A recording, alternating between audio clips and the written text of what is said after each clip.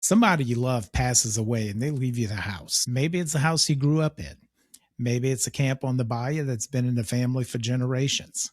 It sounds like a gift, and it is. But it can turn into one of the most complicated real estate transactions you'll ever be involved in. Today, we're talking about what actually happens when you inherit property and want to sell it in Louisiana. Let's talk about it. Welcome to the RE Real Estate Podcast, where we discuss buying and selling real estate in black and white. Here are your hosts, Ben Harang and Clint Galliano. Hello, everybody, and welcome to another episode of the RE Real Estate Podcast. My name is Ben Harang, and with me is my co-host, Clint Galliano. Clint, how you doing today? I'm doing wonderful, Ben. How you doing? And I'm doing terrific. Had a little cold snap the last couple of days. Got a little pep in my step. It's good. It's good. What are we talking about today, Clint?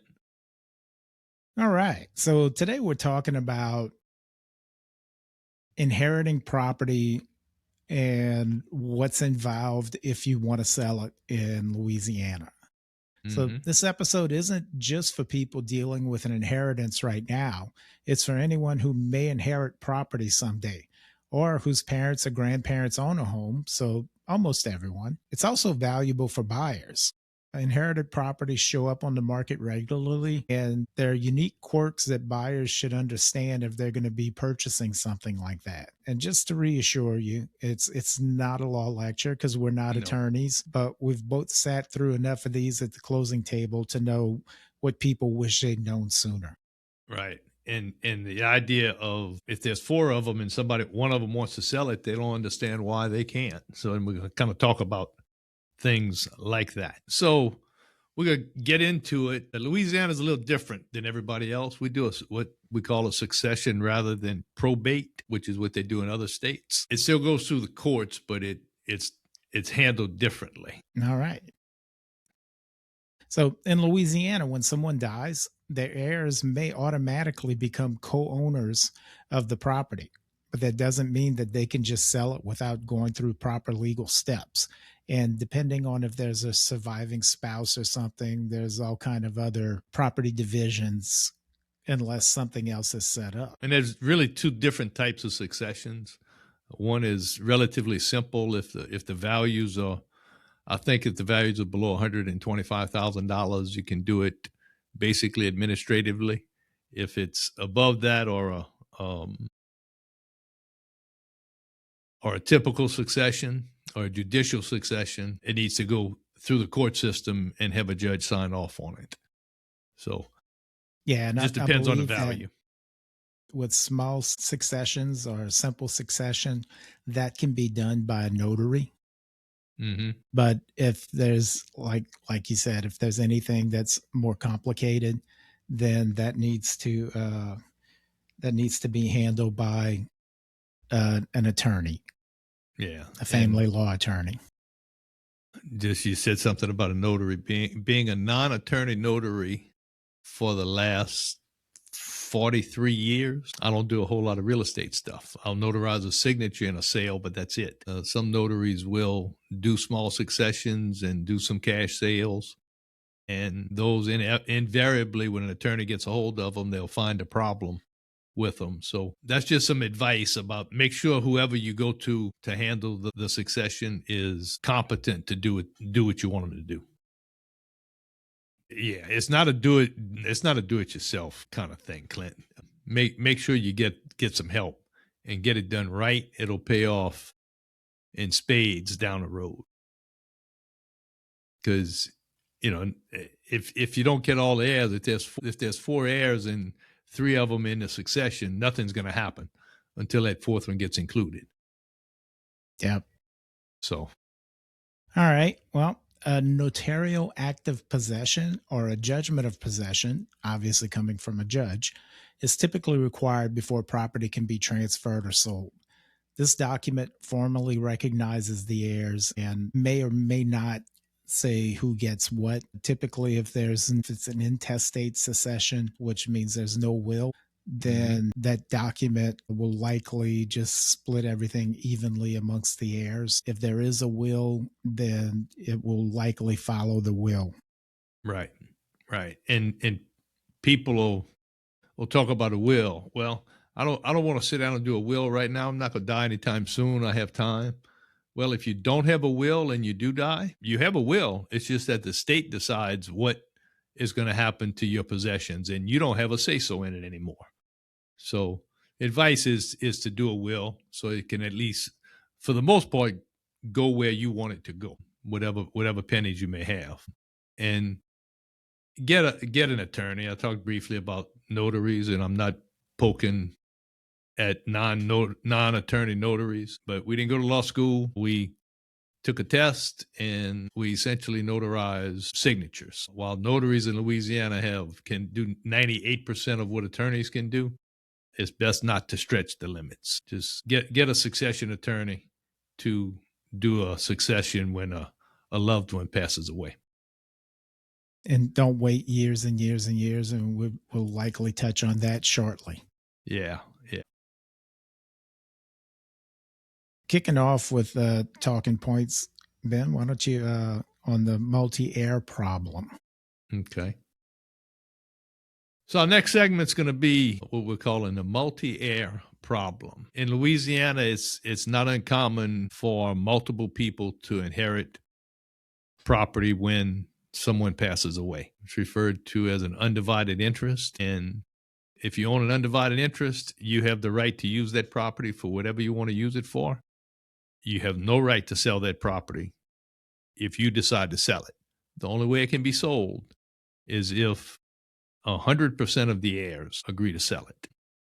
I just finished working on one that had in excess of 42 or 43 heirs in different forms of ownership. Actually, had 13 sellers, and that was interesting just to get 13 sellers on the same page to agree to something. So it does happen, and this is property that's been on a family for generations, and the family, some of the family members have never met each other, but they own the property together. So I can see that. Yeah. So just because you inherit a piece of a property doesn't mean you can sell it. If you're the only heir, you can do what you want with it after you get a judgment of possession. Another issue you run into in multi-heir properties is if one or more of the heirs have liens against them.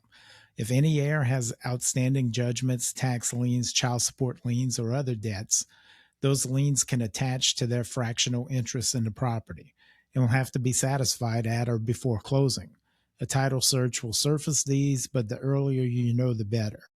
So I'm going to inject a little story here. And this was before I knew about all of this. I represented the sellers and the buyers, so I was acting as a dual agent on a transaction where there were heirs that had all types of liens against them. The closing attorney paid out the liens prior, or basically redid the closing disclosure to pay out the liens or pay off the liens prior to splitting the proceeds. Oh, no. And they did it by hand at the closing table. And then that actually became an issue later while the family was attempting to complete the succession.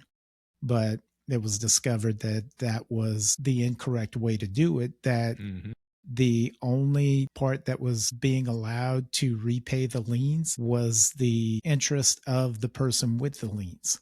So that means that the amount that they were supposed to get, that's the maximum that can be paid out towards or onto those liens. Right. And that it does not diminish each of the other person's proceeds or share of the proceeds. Right. Now, if the proceeds are not enough, if there's 4 of them and 25% of the proceeds is not enough to satisfy the liens and the lien holder does not sign the release, then the property cannot sell. So you need to figure all that out before you get to the closing table, as you found out. That may have been the deciding thing, because that apparently was something that I guess the title company found it at the last minute. And that might have been the case, that their share of the proceeds was not enough to close out the lien. And so that's why the rest of it was paid out from the other inherited or the other heirs' share.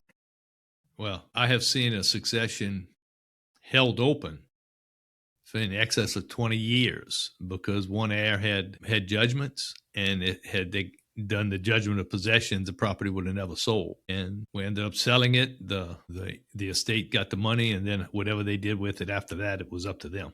So there's all kinds of things to be aware of with inherited property. And once you get the judgment of possession, you own it just like you bought it, whatever percentage of your undivided interest is. And family dynamics are the hardest part. And like you mentioned earlier, if one sibling wants to sell, or one wants to keep it, or, the third one is out of state and not responding, then everybody gets caught in the middle. So the more time passes with unresolved successions, it gets more complicated.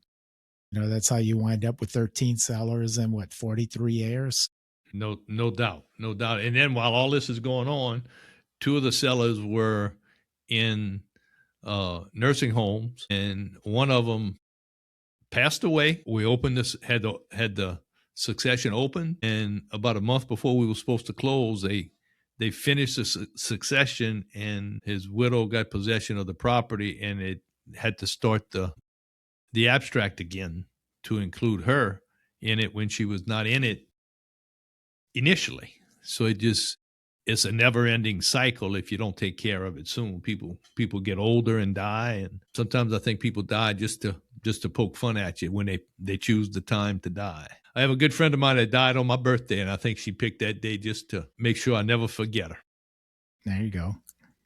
Well, and so we talked about these complications on some previous episodes. Not only does it add to the list of heirs when you don't do a succession and the previous undivided interest owner doesn't do a succession, and so you've got a string of successions. They all need to be completed in order to settle the estates, and that's estates with an S. But then sometimes there are situations where heirs pop up because of not following procedure and filing paperwork. Like I talked about a listing I had where the husband and wife owned the property. The husband quit-claimed his interest in the property to the ex-wife, except he did it out of state using their procedures, which is not the same procedure as in Louisiana. And so the wife, not knowing any better, took that quit-claim deed and filed it with the parish. And so at the time, she was married to husband number 2. And so that made him a co-owner because community property. It was received while they were married. Then he winds up passing away. And so basically it put a cloud on the title, and to clear it up, they'd have to do a succession on the deceased husband. And his heirs refused any contact with the seller and wouldn't sign off on anything, and did not agree to give up their interest in the property, even though they were, not going to say they were improperly acquired, but due to mistakes, they became heirs to the property. So ultimately, we were not able to close on that property. Yeah, because of the way it was done, the stepchildren ended up owning property from the stepmother before she was married to their father. It gets convoluted. There's no doubt about it. Whenever you have inherited property, if you have a judgment of possession for all the heirs, then you have a chance. If the successions are not done, you really can't get started if it's not opened. Well, if the succession's open, Louisiana, you can have an independent administrator or administratrix to sell the property on behalf of the estate. Depending on how the will is written, you can decide this before you pass away, depending on how it's written, if you want to name an independent administrator or if you're going to just have an executor of your estate, then you need to get court approval to sign it. But if you name an independent administrator, then they can act on behalf of the succession without court approval. So inherited property is often sold as is. They may be dated, deferred, maintenance, or full of belongings that need to be cleaned out before it's listed. So it's always a challenge, especially if you have multiple heirs, to get them in and clean the place out, because somebody doesn't want to give up their weekend unless everybody else gives up their weekend sometimes. Joe doesn't want to take his out because Susie hadn't taken her stuff out yet. So I don't know why I need to take mine out until Susie takes her stuff out. So it's just a challenge when you're dealing with multiple owners to get something in sellable condition. And then after that, if the heirs can decide on getting that taken care of, then they need to decide on if they're going to invest money to update and get top dollar or price it in as is condition to sell it fast. Neither's wrong. It just depends on the heir's situation and the property's condition. Right. And estate sales are often a good option to deal with those personal items that nobody wants to move out. It doesn't mean enough to them to take it, but they don't want to put it in a garbage dumpster either. So having an estate sale kind of cleans everything out. And you have a third party that kind of drives that train, which is a good thing to get the house cleared out of things that either need to get thrown away or the heirs need to take it with them. Now, next thing to watch out for is insurance. That can be tricky. Insurers don't like to insure vacant homes, especially inherited homes. Standard policies often have vacancy clauses. The heirs need to notify the insurer and possibly get a vacant home policy, which is for shorter periods and also more expensive. You're typically going to pay for 90 days, you're going to pay what you would normally pay an annual premium for. It's just about 4 times as much. And then if all of those things get taken care of, we have the ever-present flood zones that the house is located. We're going to need to do a separate episode on flood zones and flood insurance. Yeah, well, I'm gonna just hit the highlight on this one. If it's in a flood zone that requires flood insurance as a condition of the mortgage, it becomes more complicated and difficult to sell that property. So that's all I'm gonna say about that. But that's another consideration while you're trying to get the house ready to sell. Yeah. Other things you should look at are tax considerations. When you inherit property, there's a step up in basis, and so I guess the layman's way to explain it, the person you're inheriting the property from, they bought it at a specific value, and over time the property appreciates. So your parents may have bought or built a house for $75,000. Right now that house could potentially, depending on where it's at and as long as it was kept up, could be worth $250,000. And if they were to sell it before they passed away, they would pay capital gains taxes on the gains. Well, not likely, but I guess it's as you get more expensive properties, right, and they go above the limits, then they would pay capital gains on those, the gains from what it cost them to originally acquire it versus the amount that they disposed it at or the price they sold it for. Right. As heirs, you get a stepped up cost basis. So whatever the property was worth on the day that the original owner passed away, then that is the value of the property for the heirs that are going to sell it. So if it was worth $250,000, then they sell it for $250,000 or even sell it for $300,000. Then they only pay taxes on above whatever it was valued, whatever price they sell it for above the amount it was valued at when the person that they inherited it from died. Right. So that's the capital gains. And the longer you hold it, inherited property, the more it appreciates. That the value you used when you inherited it doesn't change, but the value that it's worth may change. So the longer you hold it, the more likely you'll have some capital gains tax exposure. And another thing to be thankful for is that in Louisiana, we don't have a state estate tax. That sounds funny saying it, but it's worth noting that for out-of-state heirs who may be worried about it, because other states do have an inheritance tax, which is basically what that is. Louisiana does not. Yeah, or at least not under. Yeah, it's like what, under $1 million? It's changes. I think it's 5 million now. Okay. So most people don't need to concern themselves with it. 99% of the people has no estate tax in Louisiana. But before you close, get a CPA and an attorney involved. Just make sure that you're going to handle the proceeds the proper way, so you don't do something foolish and end up having to pay taxes on something twice. So just be prudent about it. Don't go out there and try to act like you know it all, and then it comes back to bite you because you did something not necessarily wrong, but may have been a better way to do it and could have saved you some money. All right.